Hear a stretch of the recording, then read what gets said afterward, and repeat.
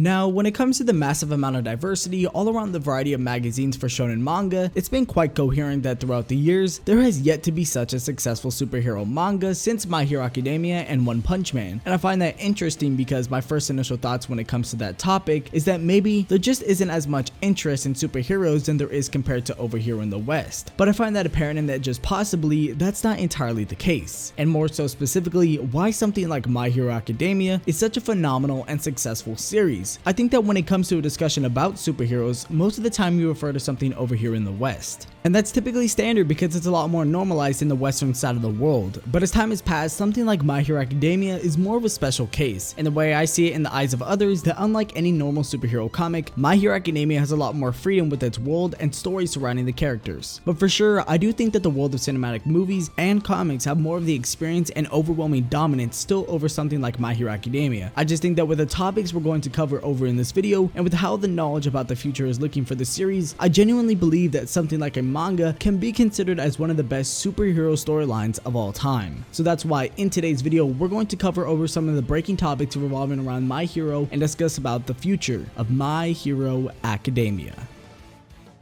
So first things first, as of recently, there's been a multiple range of things to talk about, but I think to break off the ice a little bit, we might as well start with something I thought to be quite interesting and very important for what's to come next within the future of this series. And that's none other than what we can make from this recent My Hero Academia art exhibition. So, not too long ago, My Hero's author Kohei Horikoshi and multiple other mangaka in Weekly Shonen Jump drew a ton of things My Hero related. We received a ton of amazing and some not so amazing drawings from this art exhibition from a range of mangaka, but the big thing I think we can take from this is what more so Horikoshi presented with some of his pieces in the art exhibition. And from what I see people talking about, these are the four things that seem to bring out the most attention. Shinzo will be joining Class 1A, there will be a Jiro Momo ship confirmation, Toga will take the blood out of Shigaraki and use it as a copy of All for One, and Aoyama being the UA traitor. And to be quite honest, from the looks of these pictures and references shown, none of these claims seem to be as out there as people might presume. But in order in terms of the art, we can see that Shinzo is on the very right corner along with the rest of Class 1A. That one should be obvious. Second, and the one I don't really see, maybe just because I never paid too much attention to it, is the ship between Jiro and Momo. And I guess this is cool if you pay into that playing field of the community. Thirdly, the copy of All for One from Toga's blood. Seemingly as how the last arc went down, we can pretty much indicate that this is a likely scenario. And lastly, the one I see to be the most interesting is the theory going around of Aoyama being the UA traitor.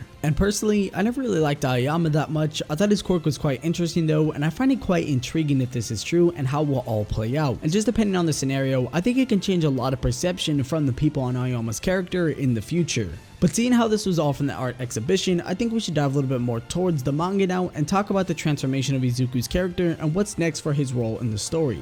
And I think since last time I talked about My Hero Academia, I was contemplating whether there would be a time skip or not. Clearly that wasn't the case, and honestly, that's okay. As much as I would have liked to have seen it, I think from the stuff we received from the art exhibition, it might just give us more time to settle into this new Deku and arc without a time skip. So about Deku and really his character in the series. Already, we've seen that Deku has proven more to be a quote-unquote hero rather doing what's right for society. In doing so, trying to save Shigaraki instead of killing him. I'm pretty sure everyone saw that coming and just was a given, especially for a hero's side of the story. As well as I think we're at a point now where we've seen the transformation on Deku's moveset since War, and we know that Deku kind of has like this mixture between a ton of Western comic superhero abilities within his kit. More so specifically like gadgets, but at the same time like genuine supernatural abilities. And I find that's pretty cool, and it just so happens to be so much of a variety, it's hard to pick and choose which superhero he can compare to the most when it comes to his moveset. But more so on Izuku and his role, with his decision to leave UA and venturing off with some of Japan's best heroes of all time was certainly the move. And I can't see how hard it is for someone like Deku with him only being in UA for about a year. So it's only imaginable how hard this is on him specifically. And to point that out even further with how it's handled in the realm of One for All, the controversy of whether the second user of One for All is Bakugo or not, I think in the end it will all tie strings with how Deku goes about his role in the story. But speaking about the users of One for All, the counterpart to this whole debate about both the second and third user being Bakugo and whoever the third may be, some say Kirishima, but as right now, I still don't even villains see it. It's an interesting discussion, but my headcanon about this is that it's not that deep as I think we all make it out to be, but who knows, Horikoshi might throw us for a loop and make us wonder what this could all really mean. Now, moving on to a little bit outside of our MC and bringing up the topic revolving around the heroes and villains surrounding Deku.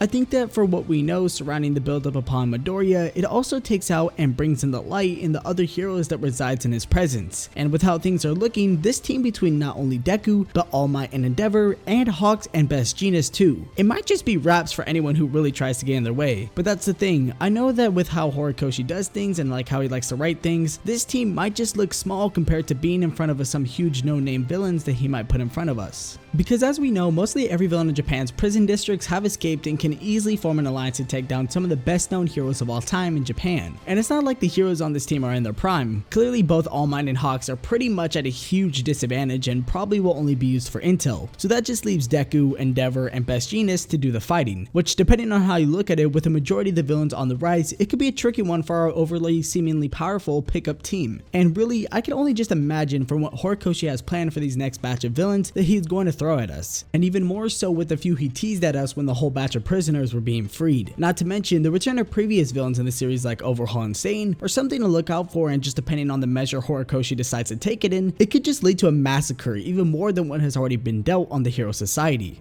But as for some of my thoughts on what could be potentially next in quotes for this series, it's honestly just so hard to tell at this point. I think with how the direction of things are going in, it just feels like I'm jumping from a Marvel comic to a DC comic in between arcs, so the amount of possibilities are genuinely endless, and that's kind of the reason why I mentioned that this series could be up there when it comes to one of the best superhero storylines, because it takes a genuine batch from the best of both worlds of Marvel and DC. And on top of that, it spices its own element of a shonen manga in between. Altogether, it's in the making of one of, if not already at the very least, the best superhero manga along with One Punch Man, and just what to expect next is an honest question I don't think many people have the answers to at this point, but from what I think might occur, just might be turning into a dark, more delighted story, which could be something that My Hero Academia needs to push it to the next level. But if you have any thoughts on what you think about the recent events currently circulating within the world of My Hero Academia, and maybe some future thoughts, make sure to let me know down in the comment section below. And so with how things are looking, it gets me super excited for the reality and future of this series, and just seeing how the world grows and develops might just be something to take a further look into. And at the end of the day, I know Horikoshi is putting in the time and effort for what's best for the future of My Hero Academia.